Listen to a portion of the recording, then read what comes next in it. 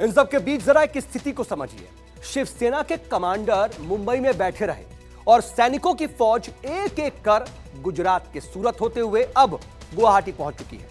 बीते 3 दिनों से बागी विधायक लगातार ये सबूत भी दे रहे हैं कि असल में असली शिवसेना एकनाथ शिंदे की अब हो चुकी है, पर उद्धव हार मानने को तैयार नहीं। बुलेट ट्रेन की रफ्तार से इन सब के बीच जुबानी जंग भी जारी है। कूद कर आ जाएंगे, कूद कर। उनकी सदस्यता खतरे में है वो लोगों की, अब उनको मालूम नहीं। आने दो, सामने आकर बात करने दो। हिम्मत है तो आइए। क्या बोलेंगे आप? आपके ऊपर बंदूकें लगाकर हमारे खिलाफ लेटर लिखवाती है। शिवसेना न झुकने वाली है न डरने वाली है। ज्यादा से ज्यादा क्या होगा भाई? सत्ता जाएगी, हाँ, और क्या होगा? वापस सत्ता आएगी।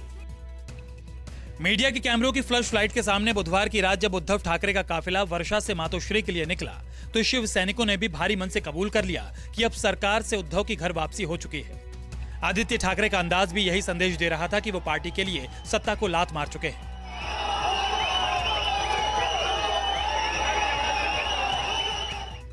लेकिन अल सुबह जैसे ही एकनाथ शिंदे कैंप से ठाकरे के नाम बागी विधायकों की चिट्ठी जारी हुई, संजय राउत शिंदे कैंप को ललकारने लगे।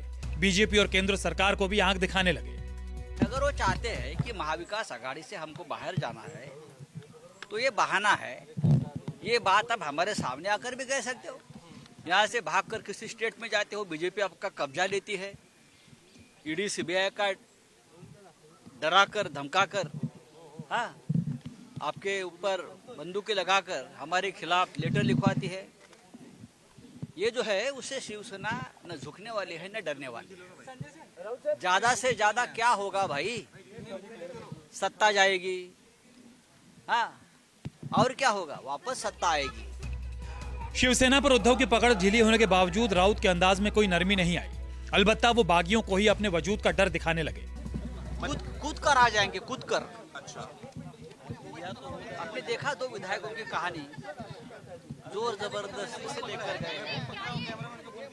हमारा उनके साथ कम्युनिकेशन हो रहा है। आए, लीगल बैटल भी चलेगा। बहुत बड़ी गलती लोगों ने की है। उनकी सदस्यता खतरे में है वो लोगों की, अब उनको मालूम नहीं। मीडिया ने राउत से ये सवाल भी दागा कि क्या उद्धव ठाकरे गुवाहाटी में डेरा डाले बागी विधायकों की मांग पर महाविकास आघाड़ी से तौबा कर लेंगे। राउत ने सवालों से ही जवाब दिया, क्या उनमें मुंबई आने की हिम्मत है? आने दो, सामने बैठने दो, सामने आकर बात करने दो। हिम्मत है तो आइए। अगर वो लोग बाहर जाने की बात कर रहे हैं तो क्या, अगर वो आप लोगों को कन्विंस करते हैं तो बाहर जाने का ऐसा है कि हम उनकी बात तो सुन लेंगे। अगर पार्टी में एक मत बनता है उस बारे में जरूर हम निर्णय लेंगे। संजय राउत ने सुबह सुबह ये दावा कर दिया कि गुवाहाटी में बैठे 20 विधायक उनके संपर्क में हैं और नौबत आई तो विधानसभा में भी बहुमत साबित कर इसका सबूत भी दे देंगे। देखिए, जब फ्लोर टेस्ट होगी तो सबकी टेस्ट हो जाएगी। एनसीपी के कुछ कौन पॉजिटिव है, कौन नेगेटिव है, सबको पता चलेगा। हमारे संपर्क में लगभग 20 विधायक है, मैं आपको बताता हूँ। और जब मुंबई में आ जाएंगे तो पूरा खुलासा हो जाएगा। मुझे मालूम नहीं, मैं किसी कैंप पर बात नहीं करूंगा, मैं मेरे पार्टी के ऊपर बात सर, आप कह रहे हैं कि आज भी हमारी पार्टी मजबूत है, पार्टी जमीन पर है। हजारों लाखों कार्यकर्ता हमारे साथ पार्टी के साथ जुड़े हैं। कुछ एमएलए हमसे हमको छोड़कर जाना यानी पार्टी टूट गया, ऐसा नहीं होता। पार्टी अलग है और विधायकों की बात अलग है।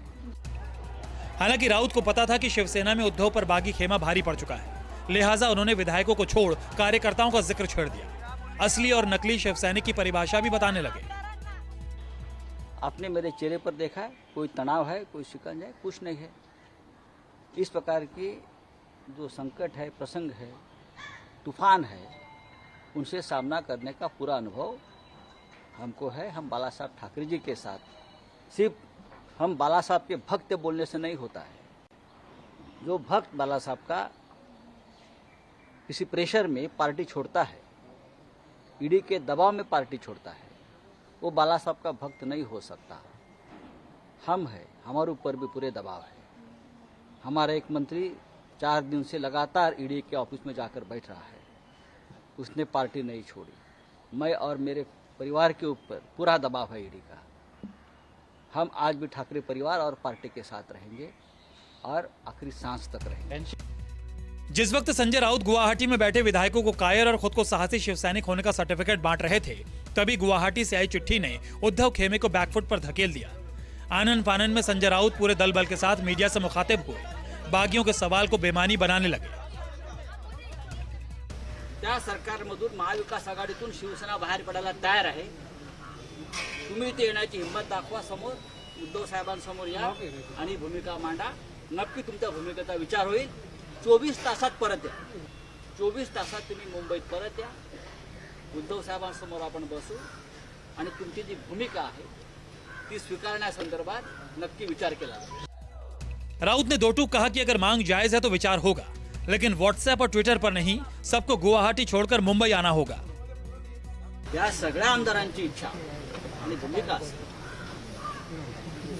की महाविकास आघाडीतून शिवसेनेनं बाहेर पडलं पाहिजे आणि एक वेगळा विचार केला पाहिजे।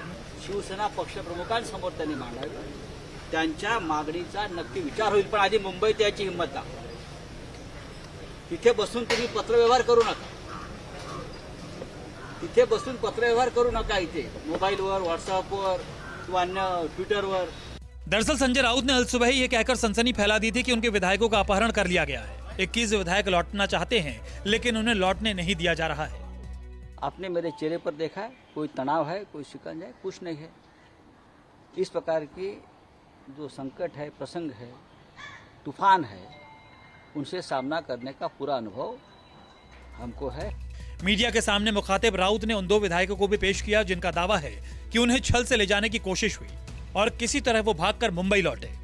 असं समजून आम्ही चालत होतो, पण नंतर ठाणे गेलं। ठाण्यानंतर वसई, विरार, आता मला त्या एरियातलं जेवढं काय माहिती नाही, पण शहरं संपत गेली आणि पुढं जसं जसं जाईल तसं माझ्या लक्षात यायला काहीतरी वेगळं होतंय। त्यामुळे परत मी जो रस्ता सुरतच्या दिशेने जातो त्या रस्त्याला जी ट्रॅफिक जॅम होती, ट्रकांच्या रांगा लागल्या होत्या। सुरुवातीला चालत असताना पावसात भिजलो, मोटरसायकल पण थोडं भिजलो। नंतर ट्रकमध्ये बसलो, त्यावेळी ट्रकवाल्यांची त्यांनी ऐकलं आणि त्यांनी मला दहिसरच्या टोल नाक्यापर्यंत सोडलं। अशा शिवसेनेची प्रतारणा करणं म्हणजे माझ्या तत्वात बसलं नाही। आणि कुणाचेही आता बाकीचे जे आमदार गेलेत नंतर मी मान्य उद्धवजी त्यांचं बोलणं करून दिलं, ते म्हणले